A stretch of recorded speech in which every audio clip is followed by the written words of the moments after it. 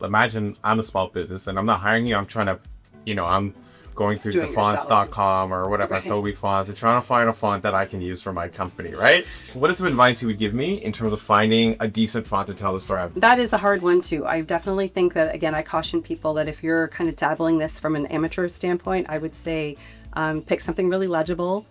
Make sure it's crystal clear that people, and there's also that 5-foot rule. We're looking at packaging on a shelf from 5 feet away. So you should be doing that test yourself.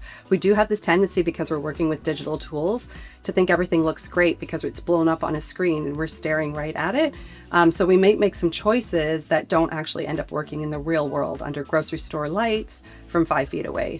For me, because I really love and want to get more into ethnic packaging, I'll really think about the symbolism behind the typeface. Is it kind of a black letter font, which was used in Germany, right? Will it have that sort of old world approach?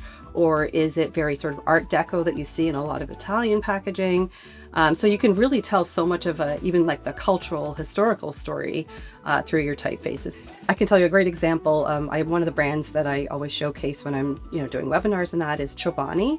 So Chobani, the yogurt brand, with their original design, they were using a very technical kind of blocky. Blocky, thank you. And yet they were this natural organic yogurt, right? So they recognized that they weren't telling the right story through their typeface. So with the rebrand that they did, they chose a very natural, soft, rounded, curvy font that puts you more in mind of something creamy, delicious, organic. So you could really see that they were, now telling the story a lot more effectively. Simply, even if they had just changed the font, it would have made a world of difference. But of course, they made much of other changes as well. But that's the kind of thing that you can do when you're choosing the right typography.